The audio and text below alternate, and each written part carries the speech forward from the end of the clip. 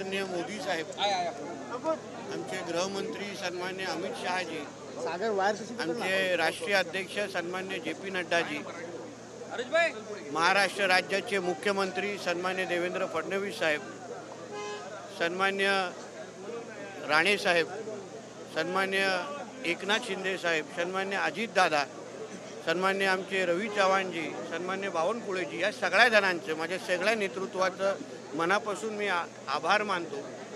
मी खास करून आमच्या परिवाराचं, संघ परिवाराचं मनापासून मी आभार मानतो की मला महाराष्ट्राच्या सेवा करण्याची ही जी संधी दिलेली आहे।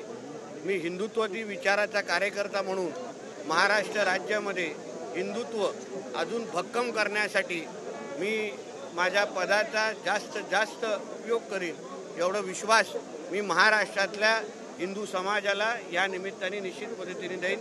त्याचबरोबर माझा मतदारसंघ कणकवली, देवगड, वैभववाडीच्या सगळ्या जनतेचं मी मनापासून आभार मानेन, कारण का त्यांच्याच आशीर्वादामुळे मी आमदार होऊ शकलो आणि आज मंत्रिपदाची शपथ घेऊ शकलो।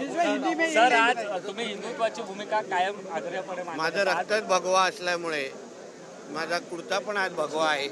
शेवटी आम्ही हिंदुत्ववादी विचाराचे कार्यकर्ते म्हणून आम्ही महाराष्ट्रामध्ये आम्ही कानकोपऱ्यात फिरलो। हिंदू समाजाचा आवाज म्हणून आमच्यासारखे असंख्य हिंदुत्ववादी कार्यकर्त्यांचा आवाज आज मंत्री म्हणून मी आज तिथे उभा होतो, म्हणून त्यांच्या मनातला जो रंग होता तो मी आज घालून उभा राहिलेला आहे। सर, आता तुम्ही महाराष्ट्राचे मंत्री झालेला आहात, महाराष्ट्रासाठी नेमकं आता विजन काय असणार आहे तुमचं? राज्याचं विजन, राज्याला एक प्रगतशील राज्य बनवण्याच्या दृष्टिकोनातून जे जे निर्णय आमचे सन्मान्य मुख्यमंत्री आणि उपमुख्यमंत्री आणि अन्य माझे सहकारी घेतील त्याला अजून भक्कम पद्धतीने राबवणं, मला जी काय खांद्यावर डिपार्टमेंटच्या निहाय जबाबदारी दिली जाईल त्या डिपार्टमेंटचे चांगल्यातलं चांगलं काम करणं आणि फडणवीस साहेबांना अभिप्रेत असलेला महाराष्ट्र घडवण्यामध्ये त्यांना हातभार लावणं ही माझी प्रमुख जबाबदारी असते। प्रामुख्याने कोकण जर बघितलं तर पर्यटनाचं महत्त्वाचं ठिकाण आहे, त्या वाढवण्यासाठी रोजगार निर्मितीसाठी विशेष काय प्रयत्न? शेवटी